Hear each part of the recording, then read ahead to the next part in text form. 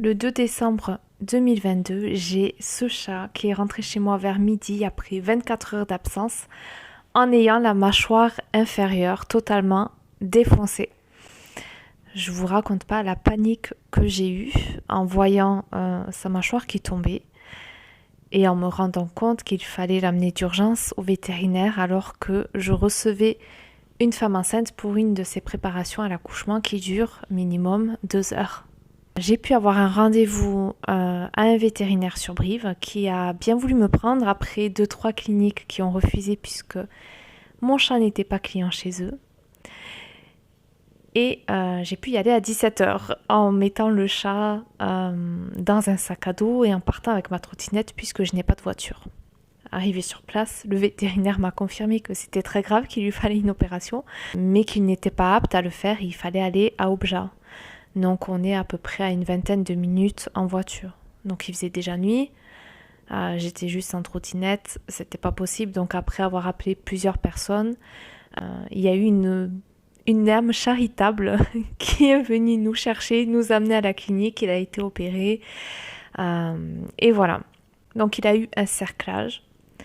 Il avait quand même les crocs supérieurs qui étaient cassés. Mais voilà, il n'a rien eu d'autre, il n'y avait pas d'autres blessures au niveau du corps, c'était juste la mâchoire, l'œil gauche qui était un petit peu explosé par rapport au choc, le nez un petit peu aplati, voilà, donc la vétérinaire m'a confirmé qu'il s'était pris une voiture en pleine face. Et que vu son état, c'était pas il y a 1 heure ou deux, c'était il y a au moins 24 heures, donc mon chat avait disparu. C'était un chat qui sort très régulièrement, qui rentrait la nuit. Je laissais une petite ouverture où il faisait sa vie, puis il faisait encore doux, donc c'était bon. Mais là, ça a été la fois de trop. Je le récupère le lendemain dans l'après-midi en louant une voiture et je le ramène chez moi avec les protocoles d'antibiotiques, d'antidouleurs et de vigilance pour lui donner à manger, de la pâtée liquide, de l'eau en seringue. Bon, mais évidemment, il n'a pas voulu faire tout ça. Il n'a pas voulu la collerette, il n'a rien voulu. Il a voulu boire de suite dans la gamelle. Et son état s'est détérioré. Donc moi, en panique, j'appelle le vétérinaire que j'avais vu en premier pour lui expliquer que ça va pas, il a du pus qui sort du nez, de la bouche, c'est une catastrophe. Et il me dit,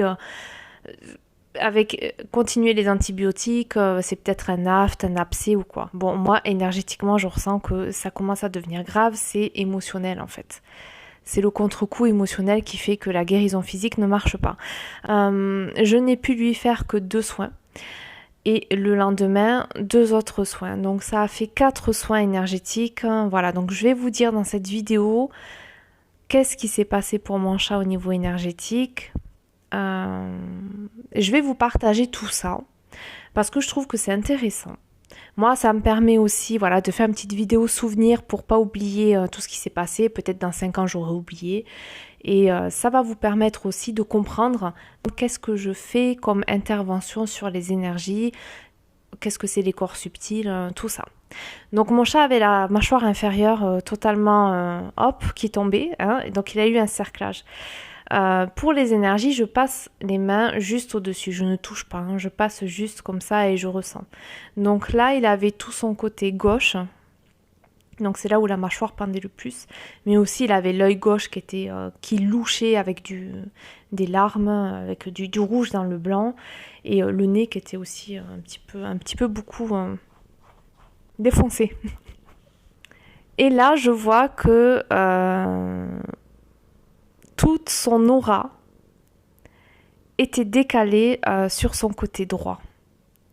Donc son aura n'était pas centrée. Nous avons notre corps et ensuite notre aura, c'est ce qui entoure notre corps, ce qu'on appelle le corps éthérique et puis les autres corps subtils. Et lui, au lieu d'être vraiment tout uniforme, c'était vraiment à côté. Là. Donc là, il n'y avait rien. C'était là. Tout là. Donc avec mes mains, j'ai juste remis en posant l'intention que ce soit remis. Donc il y a eu ce décalage là et donc on comprend comment est-ce que cela peut impacter le corps physique quand on a l'aura qui est décalée. Forcément au niveau du corps physique, l'énergie vitale ne circule pas uniformément dans tous les secteurs du corps, ce qui provoque, ce qui augmente les maladies et les douleurs, tout ça. Donc j'ai fait ce recentrage-là avec les mains, hein, c'est tout simple. Après, comme on dit, il faut avoir le fluide dans les mains, il faut être réceptif à l'énergie de l'autre et aussi avoir beaucoup de foi. Hein. Si on est cartésien et qu'on ne croit pas en tout ça, même si on a le fluide, je ne vais pas dire que ça ne va pas marcher, mais voilà, il faut quand on le fait, c'est en conscience, donc il faut y croire un minimum. Ensuite, il avait son oreille gauche qui était le tympan à l'intérieur, ce qu'on appelle le marteau, qui était impacté énergétiquement à cause du bruit de la voiture, du choc, et ça avait créé une peur panique. Voilà, ça commençait à cristalliser du coup toute cette émotion de peur du choc dans son oreille. Donc il avait au niveau de l'oreille, il avait ça. Toute sa colonne vertébrale, c'est marrant, il se lève pour que je vous montre. Toute sa colonne vertébrale, là, il y avait l'onde de choc. Du coup, il s'est pris la voiture en plein nez, comme ça, là, en pleine face. Et ça a créé, paf, une onde de choc qui a remonté jusqu'au bout de sa queue. Et il commençait à avoir des douleurs vertébrales vers ici, là. Pour éviter que ça lui fasse une douleur et qu'il y ait eu un déplacement, du coup, pareil, un soin énergétique au niveau de sa colonne vertébrale. Ensuite, évidemment, il a eu le nez, mais là, j'ai vu qu'il n'y avait rien au niveau des énergies. Au niveau de la mâchoire, j'ai ressenti qu'il fallait, après avoir enlevé le cerclage, donc 2 mois après, on a fait encore une opération pour lui enlever le cerclage. On en a profité pour le castrer. Et 2 semaines après ça, on a encore enlevé les points qui restaient. Et donc là, j'ai ressenti qu'après tout ce qui est opération physique, les points et tout, il aurait besoin d'aller voir un ostéopathe pour sa mâchoire. Au niveau de ses dents, il n'a rien du tout, donc je ne lui ai pas fait de soins à ce niveau-là, il n'y avait pas besoin. Mais c'était vraiment toute la douleur aussi. Moi, j'arrive à enlever les douleurs, alors je ne saurais pas vous expliquer exactement comment, c'est avec le fluide, hein, c'est ce qu'on appelle le magnétisme, où voilà, j'absorbe en fait des énergies négatives et ensuite je les renvoie à la terre pour pas les garder, parce que si je garde sur moi, c'est moi qui suis malade après. Hein.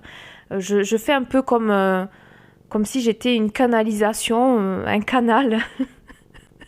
Je prends, ça passe par moi et ça va ailleurs.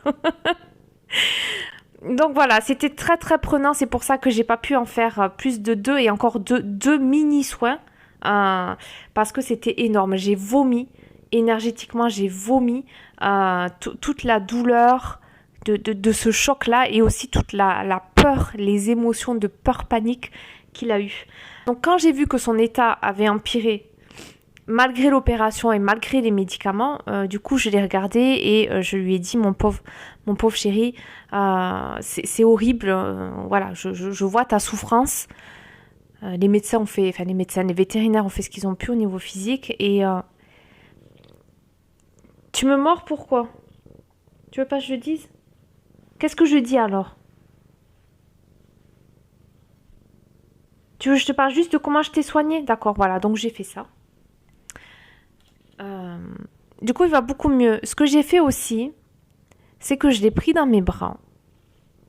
Comme j'ai pu, hein, parce que ça faisait un peu peur quand même sa tête. Alors, je vous mets pas de photos ni de vidéos parce que ça m'a choqué. J'ai quand même pris des photos, mais je les garde vraiment pour les archives personnelles. Mais là, quand on le voit aujourd'hui, il a rien du tout. Hein. Là, il a rien du tout. On dirait même pas qu'il s'est pris une voiture.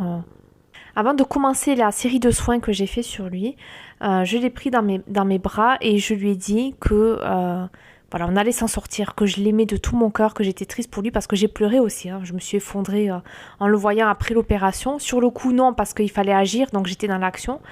Mais après, une fois que tout est fait, la tension retombe et là, j'ai lâché les larmes et tout. J'ai pleuré parce que je le reconnaissais plus, le pauvre. On voyait la souffrance dans ses yeux, enfin, c'était horrible. Voilà, j'ai commencé à m'occuper de ses énergies en le prenant dans mes bras et en lui donnant tout l'amour que j'avais pour lui. On néglige très souvent le pouvoir de l'amour, mais c'est énorme. Les animaux, c'est comme les nouveau-nés, c'est pareil en fait. Ils ne peuvent pas vivre sans l'amour des personnes qui s'occupent d'eux. Ils sont totalement dépendants de nous. Les bébés sont dépendants de leurs parents, les animaux sont dépendants de leur maître.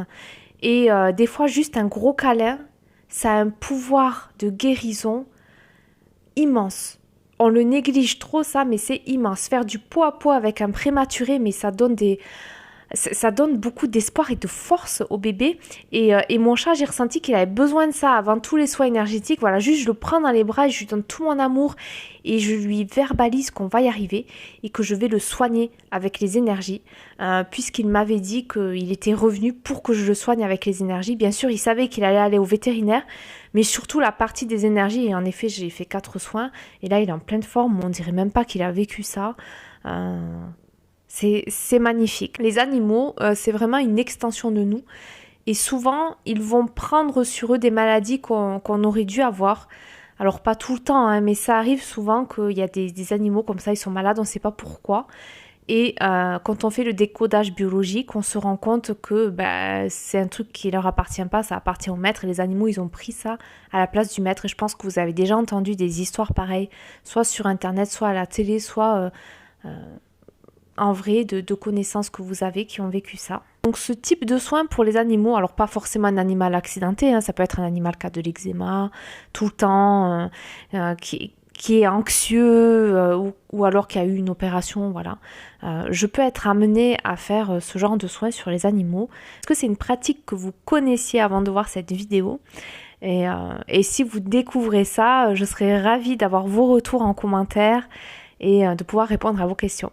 Je vous souhaite une belle journée et je vous dis à très bientôt.